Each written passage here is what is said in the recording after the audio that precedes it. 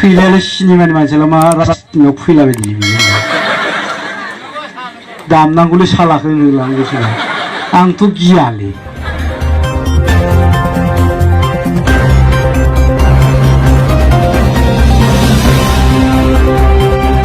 खाथिनिफ्राय नायनाया बारा मोजां नुवा फैलाखौ खाथिनिफ्राय हाथाय गिदिर गिदिर नुयो बे गोजाननिफ्राय नायबाथाय बिराद साइज नुयो ओंखायनो गोजाननिफ्राय नायबा आयो फैलायालाय माथो मोगथाङाव बिराद हेन्डसामसिन होनना बुङो खाथियाव नायग्राफ्रा बारा साइज नुवाखै आं दिनै बेबायदि होनो आरोखि दा आंनि थाखायथ' आखाइ खबबाय दा इउपिपिएलनि थाखाय खेबसे आखाइ खबदो रायजोखौ थिगानो दङ जोंहा ओरैजाय जे लामा लामा बिराद माने बिपिएफनि फ्लेग नुदों बैखिनियाव दा बेखिनियाव जों सानखाबाय इउपिपिएलनि मिटिङा बे खाथियावनो जाखाथारगोन माने गोबां जायगायाव बेबायदिनो जादों आरोखि आङो बिपिएफनि बिराद गोदान गोदान गन गायनाय गोदान खुन्दुंजों खानाय बिराद लारि लारि लारि बिदि लामा लामा फ्लेग नुदोंबा बे इउपिपिएल मिटिङा बे खाथियावनो खाबे दाख्लैबो दरंगा जुलियाव बिदिनो जादों आरोखि लामा लामा बिराद फ्लेग गायनाय दङ नायबा माने औवायाथ' गोदान गोदान फ्लेगाबो गोदान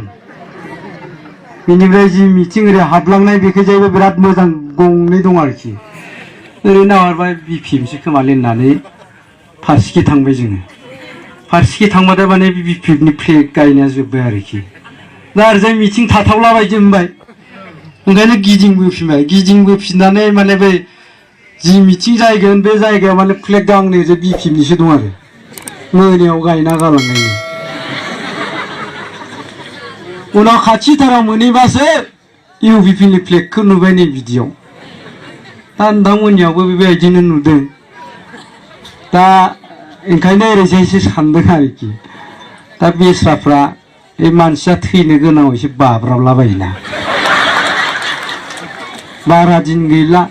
71 बोसोर जाबाय बिसोरो राजखान्थियाव 17आनो 71 जायोलै थैखासिगोन दे आरो होननानै जेबो होना जोङो दा बेबायदि आरोखि दा जियानो जा दा आंनि बेलायाव माखासे कुइसन जाबाय थायो बे फैलायालाय सिनेमानि मानसियालाय मा रास्तायाव फैलाबाय थायो बियो दामनांगौलै सालाखौ होलांगौसो आंथ' गियालै गिनाय गैया आरोखि आंना दाख्लैबो बिएसइउनिफ्रा होनदों फैलाया सिनेमानि मानसि आर्टिस्ट मानसि सिनेमाखौनो दिहुनबाय थानांगौ सिनेमा दिहुनबाय थाबा माने समाजा बांसिन लाब जागोन राजनितियाव फैनामोन ओरैसो दा बेखायनोथ' होनदों आरोखि आङो आर्टिस्ट मानसिया राजनितियाव फैयाबा डक्टर प्रफेसरा राजनितियाव फैयाबा आबादारिया राजनितियाव फैयाबा जाथिनि दैदेनगिरिया राजनितियाव फैयाब्ला बिजनेसमेना राजनितियाव फैयाब्ला सोर फैगोन साख्रियालाबो नंला आर्टिस्टबो नंला बिजनेसमेनबो नंला ससियेल वर्कारबो नंलिया बेबायदि मानसिखौ मा होनना बुङो थौसालियासो आथा खावनिया होमबा बिसोरसो राजखान्थियाव फैनांगौ नामा नङा होमबा दा बेफोर जाहैबाय ओंथि गैयि बाथ्रा माने बिराद गिनाय मोनबाय बे बुदां बुलक फाग्ला आदायाबो बे आंनि खिथु फैलाबायखो आर्टिस्टफ्रा गैलालाय थांजोबा दिगदार जासिगोन जाबाय नामा आरो मस्क'आबो फैलायबाय आरो बिग्राय आदायाबो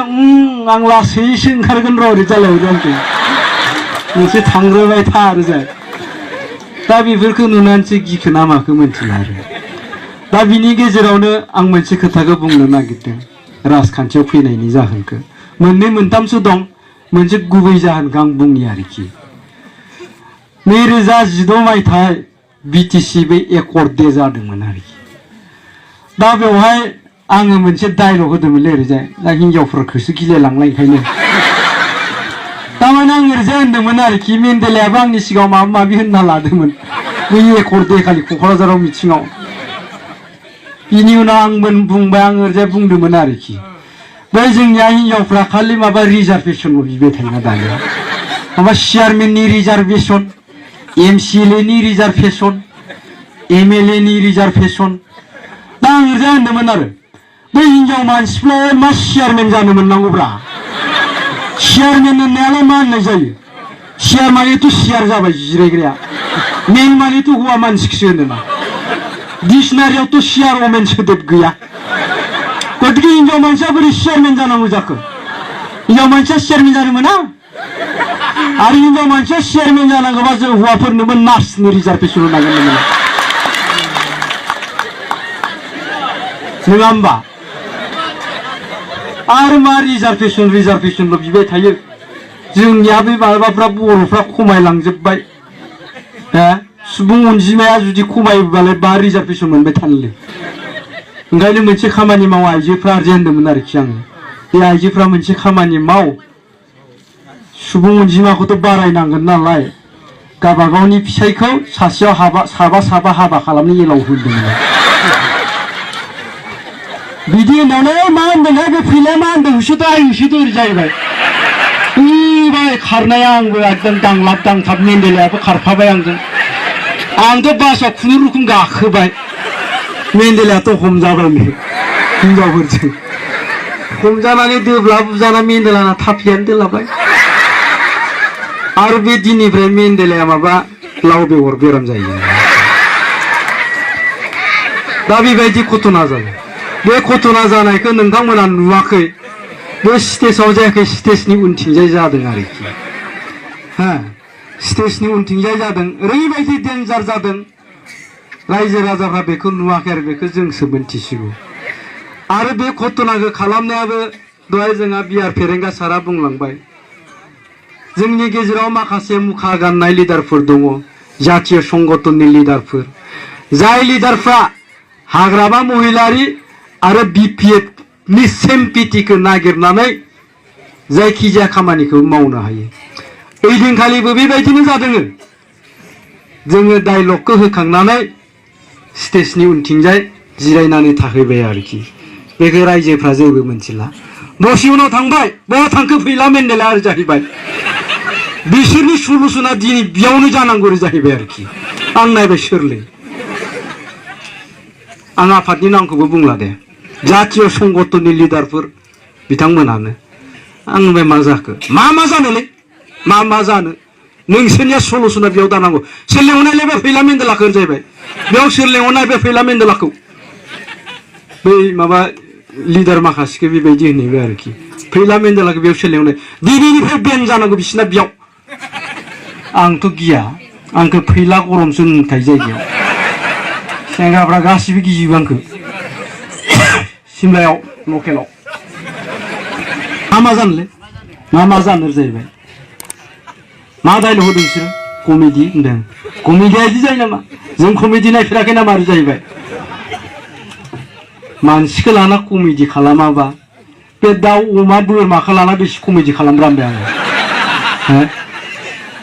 नोंसोरनिया सलुसना दिनैनो जाथारनांगौ फाइनाल सलुसन ओरै जाहैबाय ओरैबायदि माने गोबां खोथा बुंबाय आरोखि ओरैबायदि सानफ्लांबाय बे समाव हयथ' मेन्डेलानावबो ओइदिनखालि मा सिलाया दं गुलिया गैया पिस्तला आं होनबाय मेन्डेला पिस्तलखौ हरदोंलै नोंखौ गुलि गैलालै ओरै जाहैबाय गावनानै लागोन साइसनि आरो थारमाने बेबायदि अबस्था जाबाय जोङो बेनिफ्राय ओरैबायदि गोजोननाय मोनबाय जोंखौ बेयाव सोर बासायदों मिथिबायना एक्स BLT नि मानसिफोरासो बासायदों मा जादोंलै नोंसोरो जाहैबाय बेबायदि बुंफैग्राफोरखौ मा जादों नोंसोरो र' बेखौ बेयाव दा रायलायगोन ओंखारलां होननानै थिनहरबाय थाथ' नोंसोरो जाहैबाय दाना मेन्डेला थांसिलै फैला आरो जोंसोर गिनाया बिदि जाम्बाना मानसिया मेन्डेला साला आला गलांदों आङो थांजायो बिनिफ्राय दा जों थांनांगौ 50-60 हाजार मानसिया खालि फैला मेन्डेलखौ नाहरगोन र' थाथ' होनबाय आङो खायदा लाबाय आं मोनसे खायदा दिहुनदों आरोखि आङो दाथ' थांजायाना दुब्लिबारि उनखैजायबो नायबाय थांजानाय लामा दङ एसेबो थांजाया बिनिफ्राय दसे उनाव हेव हेव हेव हेव हेव गाबबोबाय आरोखि अमित शाहया फैगौ थारमाने हाबफैसिगौ आरो अमित शाहया गारिनिफ्राय ओंखारनाय लोगो लोगो गासै एटेनसना बै अमित शाहनियाव थांबाय रायजो राजाफ्रा गसंनानै अमित शाहखौल' नायबाय आरोखि बे समाव मेन्डेला बुरबक थुदोंनो आं होमबाना उनाव फैबाय फैनायखौबो रावबो नुवाखिसै आरोखि जोंखौ ओइ दिनखालि मेन्डेलाजों आंजों जों मोनसे समाय लादोंमोन बे बिटिसि सेक्रेटारियेट अफिसाव कुनु दिन आगान होफैला आं बुंदों आं आगान होफैगोन 2020 सनाव बिपिएफनि अपोजिशनजों लोगो लानानै बै बिपिएफनि अपोजिशनखौ सरकाराव लाबोनायनि उनावसो आङो बिटिसि सेक्रेटारियेटआव आगान होफैगोन आरो नङाब्ला जायखिजाया बबेबा मोनसे पार्टिनिफ्राय केन्डिडेट जानानै इएम नङाबा एमसिएलए जानायनि उनावसो आङो बे सेक्रेटारियेट अफिसाव गाफैगोन होनना दिनैसिम गाफैयाखै आं रायजोखौ आरो दिनै 2020 मायथाइयाव गमामायै बियो जानो थांबाय दं आरोखि रायजो राजा नोंथांमोन बयबो सोलायनायखौ लुबैदों परिबर्तनखौ लुबैदों नङा होमबा बे परिबर्तननि धुवा बारदों बे नोंथांमोननि क'क्राझारावल' नङा दुलाराय बिटिसियावनो बे परिबर्तननि धुवा दिनै नांदों जोंनि बाक्सा जिल्लायावबो नांदों ओंखायनो फैगौ समाव बे इउपिपिएल हान्जाया जे सरकार दानो थांबाय दङ बियो दिनैनि दिनावहाय